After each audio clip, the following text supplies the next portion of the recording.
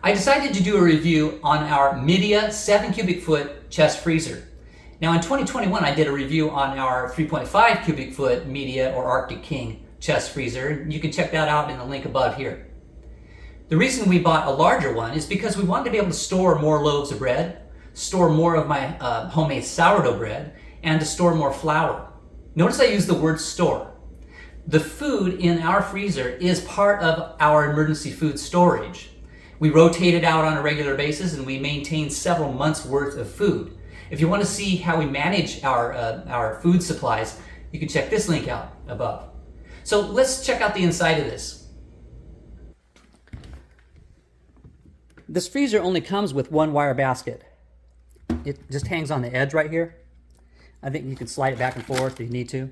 But we wanted a second one, so we ordered a separate one here from Midea Direct. We store our hamburger here, our chicken here, and when we use any of the meat, we just use it from the front and then replace it in the back. So we're rotating from the back forward.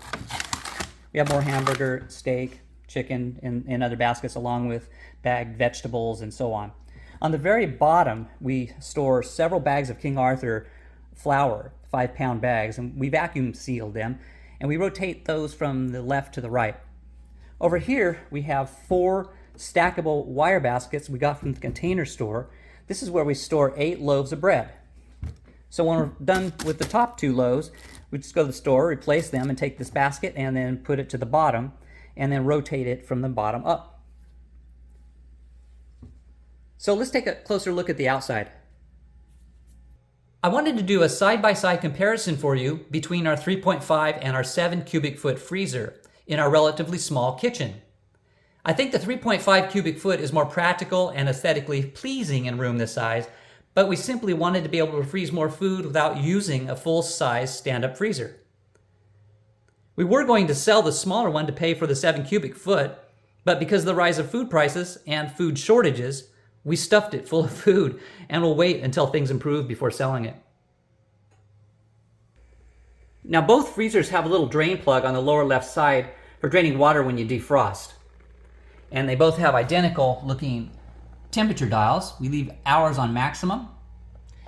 I use a wireless thermometer to keep an eye on the temperatures, and right now there's sensors in them both. And right now it looks like the 3.5 is at negative 16 degrees and the 7 cubic foot is at negative 5. The 3.5 tends to hover about negative 18 to negative 22 normally, and the 7 cubic foot tends to hover between negative 5 and negative 9. As long as it's 0 or cooler, we're fine with that. I also did a review on this little wireless thermometer. If you're interested, check out my channel. If you saw my review on our 3.5 cubic foot freezer, then you saw that we used an EcoFlow Delta 1300 portable power station as a backup power supply should the power go out. It worked great. The power went out a couple times and it worked fine. It would work just as well with the 7 cubic foot freezer. However, we did buy a Delta Pro eventually and an extra battery and a transfer switch, so we can run most of our house with just that setup should the power go out.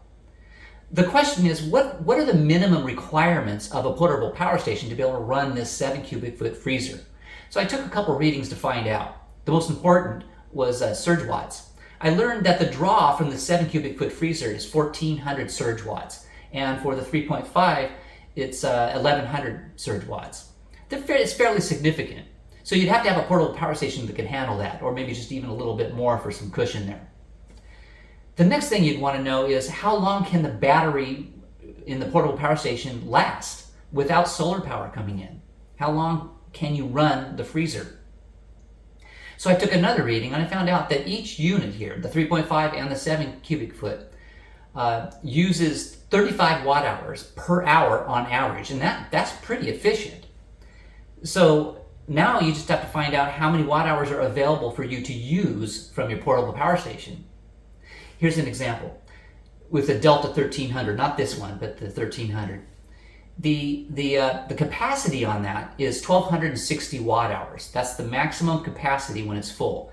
But you don't get to use all that because it needs to use some of it in order to run itself. It turns out I can use about 1,000 watt hours of that. So all I need to do is divide 1,000 by 35 watt hours per hour on average. It's 28 hours. And that's without solar. With solar, that extends out quite a ways. Well, thank you for taking time to watch my video. If you liked it, please share it, maybe like it, and don't forget to subscribe. Thanks again for watching and have a great day.